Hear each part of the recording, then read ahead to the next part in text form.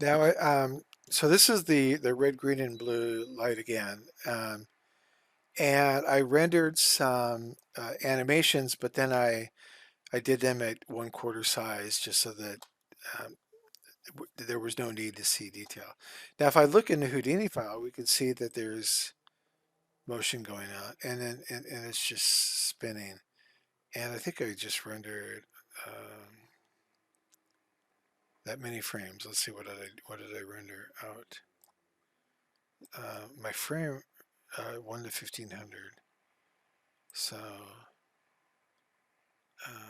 did I do one? And then we'll play here. And I do have 1500. Oh, and the reason why there's 1500 because of my composite. So I did. Actually, I did a shorter frame range of those. And the blurb that I just talked about, when I did my composite, I did my separate renders, and then I did a sequence, and then I wrote out the EXR, and I also wrote out a JPEG version where I did just a brightness. Now, each of these renders, if I click on them, they're all the same length. Um, I did 100 frame renders. Cancel. And so I did 500 frame renders, so that's why my frame range is 1500 for my composite. But if you look at here for that, it's just going, the animation is just going up to 100. So if you were to open up these files and re-render it, you want to make sure that you only render to 1100 for um, the channels, but when you composite, you want to set the frame range to 1500.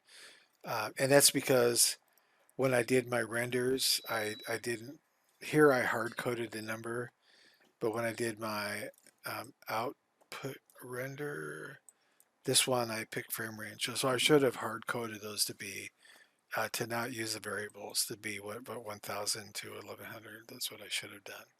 Anyway, so I got my render here, and let's just play through this and goes through. So the only thing that's happening is that the three lights are all moving. And my light colors are the red, the green, and the blue. But we can see that the colors mix. And when you get red, green, and blue mix, eventually they'll all mix to white if they're the same intensity. So right under his feet, if I click the information, where is the little information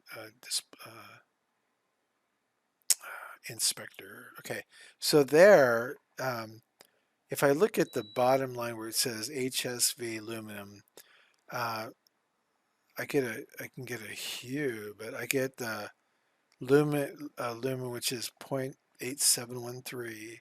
Saturation is, there's a little bit, so there's still color um, down here in the that area, and it's leaning toward hue of 120.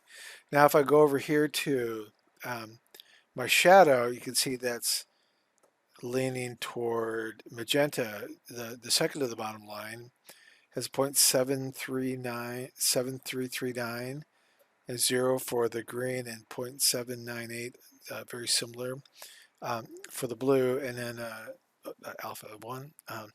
So that inspector is showing me what my shadow colors are getting. So the shadow color is giving me basically the absence of the light. So now if I have the red in the front, it's going to be red in the front with a little bit of, uh, um, so the red's pretty bright. Red's 2.6.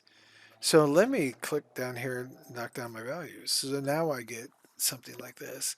And so my red value, and it looks like it's showing me the 2 the original render value.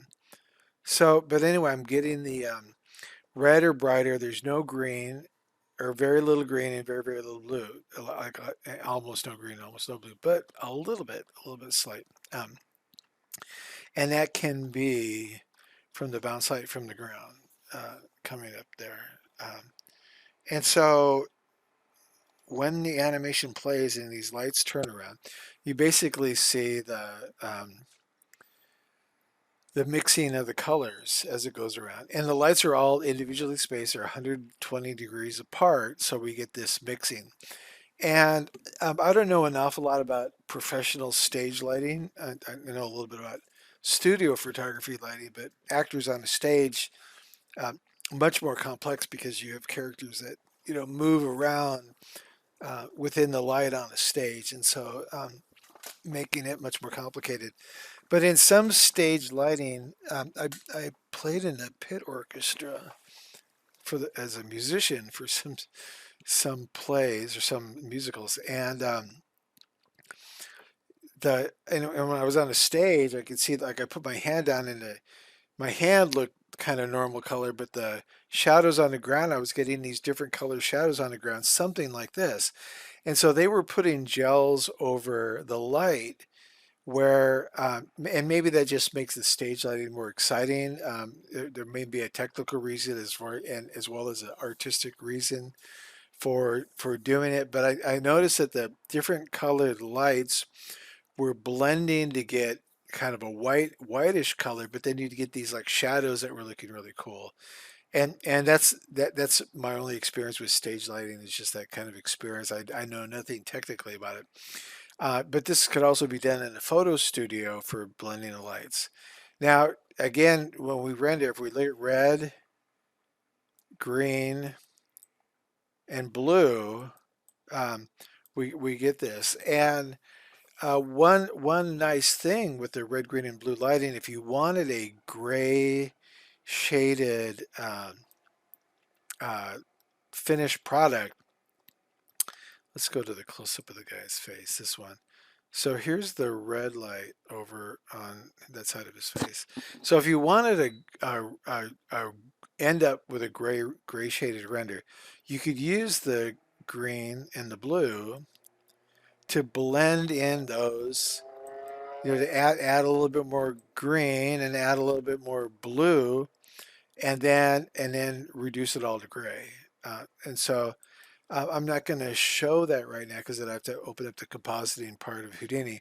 But if you were to adjust the red, green, and the blue level and then reduce it all to black and white by desaturating it, then you'd get a mix. So right now the blue is pretty much the same as the red, but if you change that balance, then that black and white picture is going to maybe have a little bit more fill in it, um, and if the green light would have a little bit more rim light on it, and giving you more robust control over the black and white picture. And then I just did animation to show that it's possible. So if you look at the Houdini file, you can see that the lights are just rotating over 100 frames, or actually over a little bit more. Let me just show you the animation. I did the animation here, and I hit the V key to bring up my space H. And so I did the animation between frame 1000 and frame 1101. So these values are exactly the same, value 0 and then value 360. And because I animated it to one frame past 1000, then if I did a render from 1 to 1000, then when it goes to the next frame, this value is going to look exactly like that value. And then I get a continuous loop. So it's a continuous loop trick. Setting it to the frame range so that if I just want to load up that one render and have it loop over and over and over again, I don't want to have like a slight jump when the light comes all the way around. That's the way of doing the continuous loop trick. Um, and we'll look at the next file.